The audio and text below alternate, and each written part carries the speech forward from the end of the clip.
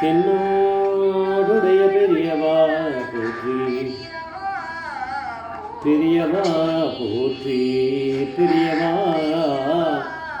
தென்னாட்டவர்க்கும் இறைவா போற்றி, இறைவா போற்றி, இறைவா சர்வஜா சர்வவியாபிமா பெரியவா சரணமா, பெரியவா சரணம். சர்வஜா சர்வவியாபிமா பெரியவா சரணம்.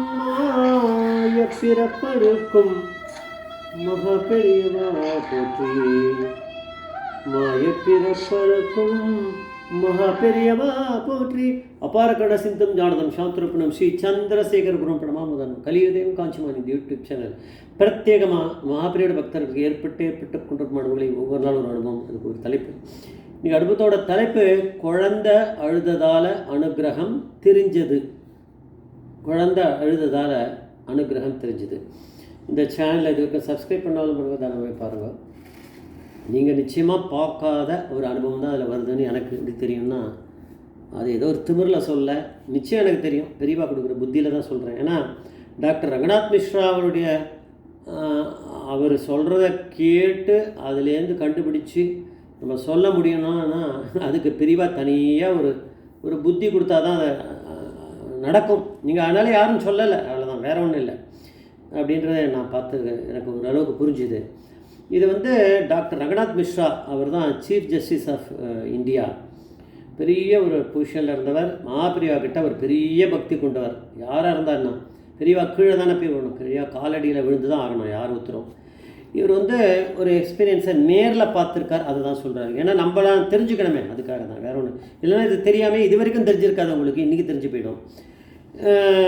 பெரியவா எந்த ஊர்லன்னு சொல்ல, ஒரு ஊரில் ஒரு படிக்கட்டுலாம் இருக்குது போல இருக்குது. அதில் ஏறி போனால் மேலே ஒரு தொட்டி இருக்குமா, மேபி அது ஏதாவது மேலே ஒரு பாத் டப் மாதிரி ஒரு பெருசாக வச்சுருப்பா போல இருக்குது. பெரியவா இது மாதிரி அமுங்கி தான் ஸ்நானம் பண்ணுவார், குளிக்கும்போது அவர் ஸ்நானம் அந்த மாதிரி ஏதோ அரேஞ்ச் பண்ணியிருக்கா போல இருக்குது. அதனால் பெரியவா அங்கே ஸ்நானம் பண்ணிவிட்டு நல்ல உடம்புல அந்த விபூதியெல்லாம் திருநீரெல்லாம் விட்டுண்டு பரமேஸ்வரனா இறங்கி கீழே வரார். ஒருவேளை அவர் தண்டத்தெல்லாம் எடுத்துட்டு இறங்கி வரார். மேலே இறங்கி கீழே வந்துட்டே இருக்கார். இங்கே ரங்கநாத் மிஸ்ரா கீழே தரையில் நிற்கிறாரு. கொஞ்சம் தள்ளி ஏதோ ஒரு கொஞ்சம் தூரத்தில் பக்கத்துலேயே அதே இடத்துல ஒரு பெண்மணி நிற்கிறா. 9லேருந்து 10 மாதம் குழந்தை, 9-10 மாதம் ஆகிருக்குமா அந்த குழந்தைய. அதை கையில் வச்சுட்டுருக்கானா. அவளும் வயசு கம்மியாக தானே இருப்பாள், ரொம்ப இருக்காதான் இருக்கும்.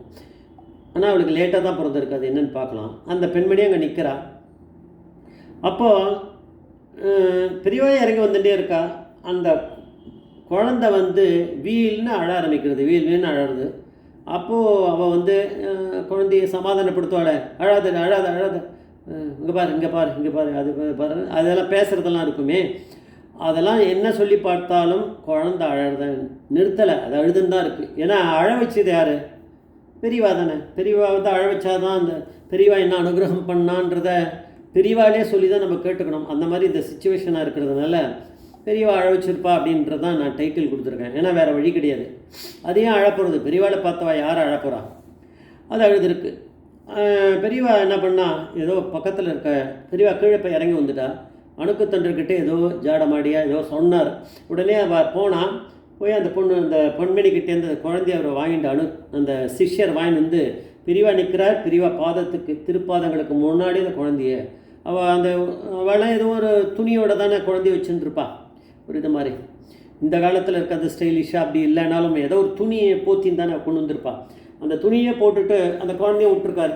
பெரியவா அந்த குழந்தைய பார்த்துட்டு அனுகிரகம் பண்ணுறார். பெரியவா அப்படின்ட்டா பார்த்தாலே போகிறோம். அப்போ பெரியவா அந்த பெண்மணி கிட்டக்கப்போ வந்துட்டா. அவள் சொன்னால் அந்த பெண்மணியே பேச ஆரம்பித்தா. ஏன்னா இப்போ வேறு வழி இல்லை, பெரியவா பேச வச்சுட்டா. இல்லைன்னா இந்த தகவலே தெரியாமல் போயிட்டுருக்கோம். இதெல்லாம் பார்த்துட்டவர் யாருன்னா ரங்கநாத் மிஸ்ரான்றவர். அவர் பாவம் ஒரு ஹிந்தி தெரிஞ்சவர், ஹிந்தி இங்கிலீஷ்லாம் தெரிஞ்சவர் தான். எப்படி இந்த விஷயங்கள்லாம் தமிழில் பேசுகிறதோ, அது ஒரு வேளை ஒரு தெலுங்கில் பேசியிருந்தாலோ அது தெரியாது, எந்த ஊர்னு தெரில. அது தமிழில் பேசியிருந்தா கூட இவருக்கு எப்படி தெரிஞ்சு அது நம்மளுக்கெல்லாம் தெரியுறதுன்னா பரமேஸ்வரனோட அனுகிரகம் இருந்தால் தான் அது தெரியும்.